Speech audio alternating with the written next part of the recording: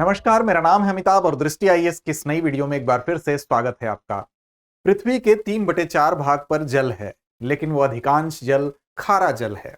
अगर हम fresh water की बात करें तो केवल 2.5% ही ऐसा पानी हमारे लिए उपलब्ध है जो कि फ्रेश वाटर है, और इसका भी अधिकांश हिस्सा जो होता है वो ग्लेशियर के रूप में है, या भौम जल के रूप में है, या झीलों के रूप में है, जो क्रमशः हम कह सकते हैं कि 60.7% के आसपास ग्लेशियर में है, भौम जल के रूप में लगभग 30% है, और झीलों में ये लगभग 20.9% के आसपास है। अगर नदियों की बात करें तो केवल 0.49% जल, ये जो फ्रेश वाटर है, वो नदियां अपने अंदर समाहित किए हुए हैं। अब ऐसे में चाहे वो पेयजल हो, चाहे वो जल विद्युत हो, चाहे वो कृषि हो, इन नदियों का जल और महत्वपूर्ण हो जाता है और इन नदियों की महत्ता और ज्यादा बढ़ जाती है। ऐसे में इन नदियों के जल को लेकर तमाम राज्यों के बीच में कभी कभी आपस में विवाद देखने को मिलते हैं। आज ऐसे ही एक विवाद की हम चर्चा करेंगे, जो वैसे तो दशकों से चला आ रहा है, लेकिन हाल ही में ये फिर से चर्चा में है। तो कौन सा वो विवाद है, किन राज्यों के बीच में है, उस विवाद का इतिहास वर्तमान में चर्चा में क्यों रहा है, ये सारे पक्षों को समझते हुए इस वीडियो को हम आगे बढ़ाएंगे। तो चलिए शुरू करते हैं आज की चर्चा। शीर्षक है कलसा बंडूरी परियोजना विवाद। सबसे पहले देखते हैं उन बिंदुओं को जिनके अंतर्गत इसको हम समझेंगे। बात खबर की करेंगे, ये चर्चा में क्यों है, इसके साथ हम जानेंगे क्या है कलसा बंडूरी परियोजना जिसको लेकर ये विवाद हो रहा है और किन किन राज्यों के बीच में हो रहा है। पूरे विवाद की पृष्ठभूमि क्या है, इस पृष्ठभूमि को समझते हुए नदी जल विवाद के लिए जो क्या हमारे संविधान में ऐसा प्रोविजन है, क्या प्रावधान किया गया है, इस बात को भी देखेंगे। और अंत में हम जिम्मेदारी आपके ऊपर छोड़ेंगे कि हमारे पूरे इस सेशन के समाप्त होने के बाद जो प्रश्न है उसका आप सही और सटीक जवाब दें। साथ ही साथ सामान्य अध्ययन प्रश्न पत्र 1 और 3 से जोड़ के इस संदर्भ को आप देख सकते हैं। चैनल को सब्सक्राइब नहीं किया तो कर लें। साथ ही इस कार्यक्रम के पीडीएफ को प्राप्त करने के लिए आप हमारे टेलीग्राम चैनल से जुड़ सकते हैं, जिसका लिंक नीचे आपको डिस्क्रिप्शन बॉक्स में दिया गया है। तो बात सबसे पहले हम करेंगे, उससे पहले आपको बता दें कि खबर कहां से है। तो खबर डाउन टू अर्थ से है। Goa Karnataka at loggerheads again over Kalasa Banduri project as central body inspects Mahadayi basin. अब देखिए, जो महादई बेसिन है अर्थात महादई नदी की बात हो रही है, तो आप समझ ही गए होंगे। दो राज्यों की यहां पर चर्चा की गई है।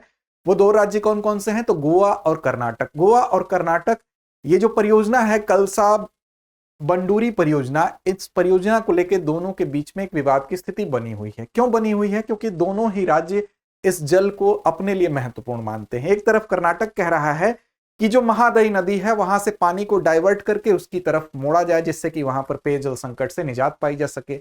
वहीं पर इस पर गोवा को आपत्ति है। वैसे तो इस विवाद में एक तीसरा पक्ष महाराष्ट्र भी है, लेकिन जो एग्रेसिव रूप से जो विवाद देखा जा रहा है वो गोवा और कर्नाटक के बीच में ही है। वहीं पर गोवा का यह कहना है कि इससे वहां पर पर्यावरणीय कुछ संकट उत्पन्न होंगे, उसके यहां जल की कमी हो सकती है। तो दोनों के बीच में यह विवाद चला आ रहा है। हाल ही में चर्चा में क्यों हुआ? तो हाल ही में चर्चा में इसलिए हुआ क्योंकि 7 जुलाई 2024 को कर्नाटक के बेलगावी जो जिले है, उस जिले में एक इंस्पेक्शन के लिए एक टीम पहुंचती है। वो टीम होती है progressive river authority for water and harmony, अर्थात हम कह सकते हैं इसको शॉर्ट में प्रवाह कहते हैं। तो इसकी एक टीम पहुंचती है। इसका काम क्या होता है? तो ये क्या करता है? नदियों के जल विवादों को सुलझाने का काम करता है। अब जल संसाधनों का प्रबंधन कैसे बेहतर हो, पर्यावरण पर उसका कैसे कम से कम प्रभाव, कुप्रभाव उसका कम से कम हो, इस बात का ध्यान रखा जाता है। राज्यों के बीच कैसे एक बेहतर सहयोग और समन्वय का विकास किया जा सके, कैसे सतत विकास हो सके, ये सारा काम प्रवाह करता है। तो प्रवाह की टीम पहुंची 7 जुलाई 2024 को कर्नाटक के बेलगावी जिले में। अब बता दें कि ये जो प्रवाह है, इसकी बॉडी में इसमें केंद्र और राज्य दोनों के प्रतिनिधि होते हैं। राज्यों के जल संसाधन मंत्री शामिल होते हैं। इसमें कुछ पर्यावरण से जुड़े कुछ एक्सपर्ट शामिल होते हैं। ये इसकी जो टीम होती है वो, इसके अलावा इसमें एक तकनीकी कमेटी भी होती है, और साथ साथ इसमें जो हम कह सकते हैं कि विवादों के समाधान के लिए भी इसमें एक प्रकोष्ठ बना होता है।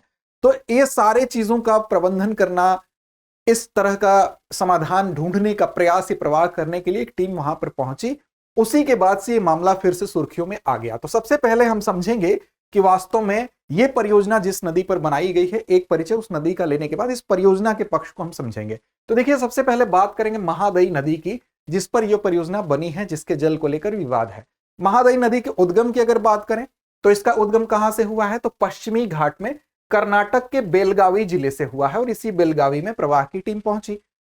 वहां पर खानपुर एक तालुका है, वहीं पर भीमगढ़ वन्यजीव अभयारण्य है, और भीमगढ़ वन्यजीव अभयारण्य के पास से ही यह नदी निकलती है। उसके बाद इस नदी की अगर बात करें तो किस दिशा में बहती है, तो ये अरब सागर में जाके मिलती है। अर्थात ये कर्नाटका से अगर निकल रही है नदी तो ये पश्चिम वाहिनी है, पश्चिम की तरफ बहती है और अरब सागर में जाकर ये नदी मिल जाती है। और खास बात यह कि वर्षा आधारित नदी है, अर्थात इसमें जो जल है वो वर्षा पर डिपेंडेंट है। अगर वर्षा नहीं हुई तो इसका पानी कम भी हो जाएगा, सूख भी सकता है। इसलिए वर्षा आधारित जो नदियां होती हैं उसके पानी की और महत्ता है, इसलिए भी इसके जल पे निर्भरता इन दोनों राज्यों की है। इस वजह से भी इसको लेकर जो विवाद है वो थोड़ा सा और इंपॉर्टेंट इसको बना देता है। अब इसका नाम महादई, महादेई या गोवा में जब ये प्रवेश करती है तो इसको मंडोवी के नाम से भी जाना जाता है। साथ ही साथ आपको बता दें कि गोवा से होकर जब ये बहती है तो गोवा में इस नदी का इंपॉर्टेंस इस बात से भी आप समझ सकते हैं, क्योंकि गोवा की जो दो महत्वपूर्ण नदियां हैं उसमें एक नदी ये मंडोवी भी है, दूसरी नदी आपको पता होगा कि जुआरी है। तो ये दो नदियां गोवा की महत्वपूर्ण नदी हैं। अरब सागर में मिलने से पहले ये नदी कर्नाटक में कितना हिस्सा इसका बहता है, तो लगभग 35 किलोमीटर की दूरी ये कर्नाटक में तय करती है और गोवा में लगभग 82 किलोमीटर की यात्रा करती है। उसके बाद ये अरब सागर में मिल जाती है। तो ये बात है इस नदी की। अब देखिए इस नदी पर जो परियोजना है जिसका नाम कलसा बंडूरी परियोजना है, इसको लेकर क्या विवाद है, उस विवाद को भी हम समझेंगे। पहले इस परियोजना को समझते हैं। परियोजना ये था कि जो कलसा बंडूरी नाला परियोजना है ये 1989 में बनाई गई थी। इस पर इसके विषय में इसको साकार रूप देने की बात चलने लगी। इसका उद्देश्य क्या था? उद्देश्य ये था कि जो कर्नाटक राज्य है उसके कुछ ऐसे जिले हैं जहां पर पेयजल संकट है, उस पेयजल संकट को दूर किया जाए। कैसे किया जाए? तो इस नदी के पानी को कर्नाटक के साइड में डाइवर्ट करके। वो कैसे हम आपको बताते हैं। तो वो जिले कौन से थे? तो बेलगावी, धारवाड़ और गडक जिलों में पेयजल की आपूर्ति इस नदी के माध्यम से करने की योजना थी, ये उद्देश्य था। साथ ही साथ महादई की दो सहायक नदियां थी, एक कलसा थी और दूसरी बंडूरी थी। इनके ऊपर बांध बनाए जाएंगे, इनके ऊपर कुछ नहरें निकाली जाएंगी और जिसके माध्यम से वो विभिन्न बांधों की संख्या 10 से ज्यादा है, 11 के आसपास है, वो बांध और नहर प्रणाली का निर्माण करके इसके पानी को डाइवर्ट किया जाएगा। और साथ ही साथ जो मालप्रभा नदी है उसकी ओर इसके पानी को मोड़ दिया जाएगा, जो कि कृष्णा की एक सहायक नदी है। ये योजना थी। अब इस योजना को लेकर गोवा और कर्नाटक के बीच में विवाद कैसे शुरू हुआ उस पक्ष को भी देखते हैं। देखिए कर्नाटक, गोवा और महाराष्ट्र के बीच में ये विवाद है, लेकिन एग्रेसिव रूप से बात करें तो कर्नाटक और गोवा के बीच ये विवाद है। अब देखिए इसको हम इस तरह से समझते हैं। ये मैप में आप देख सकते हैं कि ये आपको नदी महादेई नदी आपको दिखाई दे रही है, जो कि कर्नाटका से निकलती है और ये गोवा की तरफ जाती है। अब ये योजना थी कि कर्नाटका में ये इसकी जो सहायक नदियां हैं आप देख रहे हैं, कलसा और ये बंदूरी, ये नदी, इन दोनों नदियों की सहायता से इसको बांध बना के इसको कनेक्ट कर दिया जाए। यहां पर ये नदी जो बह रही है मालप्रभा नदी, इसके साथ यहां से इसको कनेक्ट कर दिया जाए, जिससे कि इस नदी में भी पानी की पर्याप्त मात्रा होगी और इस रीजन में पड़ने वाले जो जिले थे उन जिलों में पेयजल की आपूर्ति की जा सके। इस योजना को लेकर अब गोवा को यहां पर आपत्ति थी, वैसे तो महाराष्ट्र भी इस विवाद में शामिल है और साथ साथ कर्नाटका तो यहां पर है ही, कर्नाटका की जिसकी बात हो रही वो स्टेट तो है ही। अब इस पर विवाद क्या हुआ? 1980 के दशक में विवाद की शुरुआत की अगर बात करें तो वहीं से विवाद का जन्म हुआ। बाद में यह विवाद और बढ़ता गया, मजबूत होता गया। कैसे होता गया उस पर एक नजर डालते हैं। तो देखिए 1950 में केंद्र सरकार के नेतृत्व में बातचीत शुरू होती है, एक इनिशिएटिव लिया गया।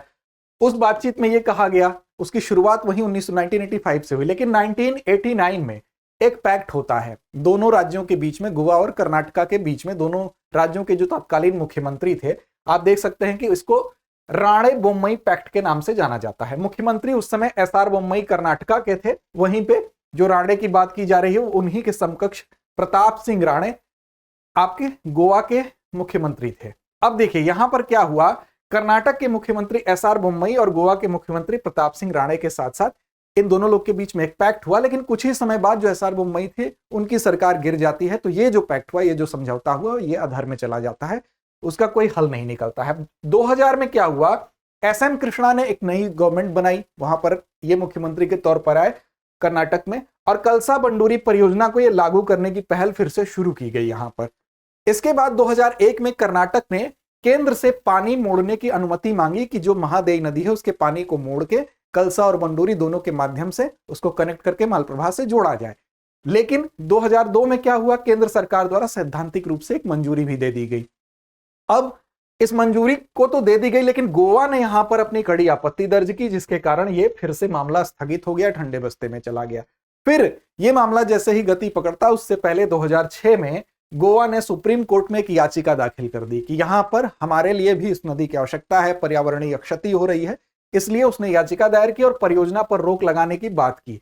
2010 में क्या हुआ? 2010 में यह किया गया कि केंद्र सरकार ने न्यायमूर्ति जे.एम. पंचाल्ट की अध्यक्षता में एक न्यायाधिकरण, एक ट्रिब्यूनल का गठन कर दिया।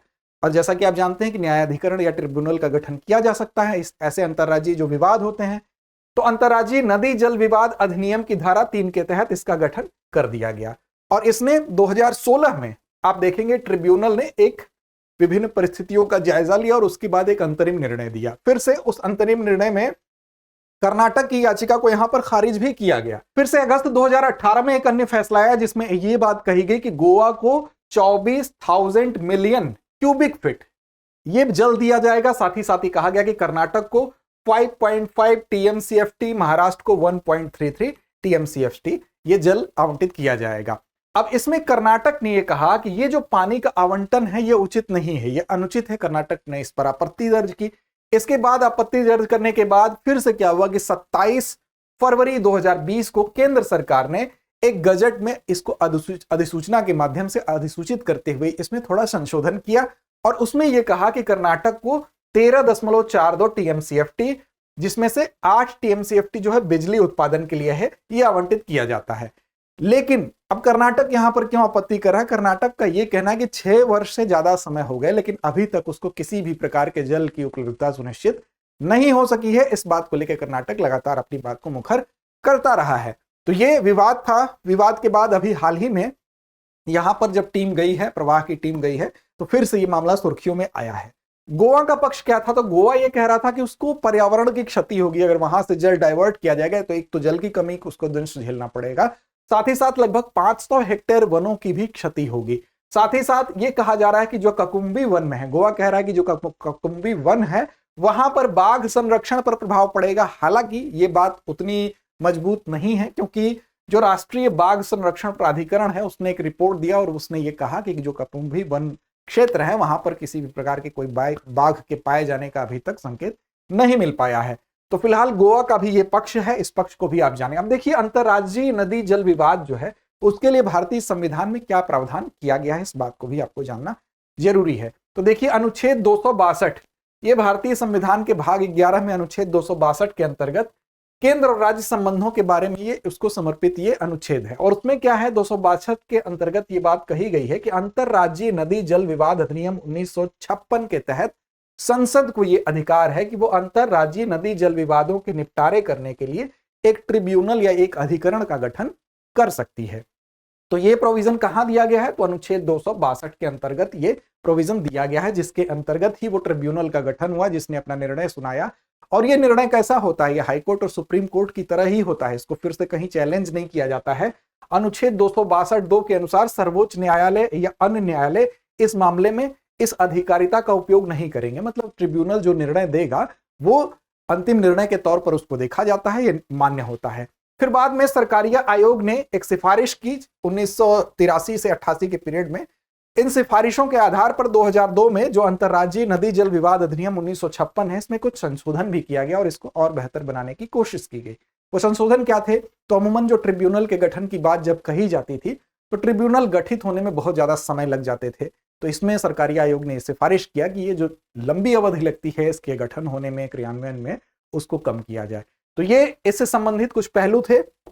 इसके अलावा अंत में एक अभ्यास प्रश्न भी होगा। अभ्यास प्रश्न के साथ साथ प्रीलिम्स के लिहाज से एक तथ्य और आप याद रखें कि आपसे जो ये मूल नदी है इस नदी के बारे में आपको महादयी नदी की कुछ सहायक नदियां, उन नदियों के बारे में भी आपसे पूछा जा सकता है। तो इसकी कुछ सहायक नदियों पर भी आप नजर डाल लें। तो बलवंती इसकी एक सहायक नदी है, बिचोलिम सहायक नदी है, मापुसा है, सिनकेरिम है, ये इसकी कुछ प्रमुख सहायक नदियां हैं। अन्य जो सहायक नदियां हैं उसको भी आप देखें। हमने जो नदियों के नाम नहीं लिए उन नदियों के नाम आप कमेंट बॉक्स में कमेंट करके बताएं। साथ साथ इस प्रश्न का जवाब आपसे अपेक्षित है। तो प्रश्न है कि महादयी नदी का उद्गम स्थल किस राज्य में है? गोवा, महाराष्ट्र, कर्नाटक या केरल? तो उम्मीद है आपने अगर ध्यान से वीडियो देखा होगा तो सही और सटीक जवाब जरूर देंगे। लड़ते रहें, अपने लक्ष्य की ओर बढ़ते रहें।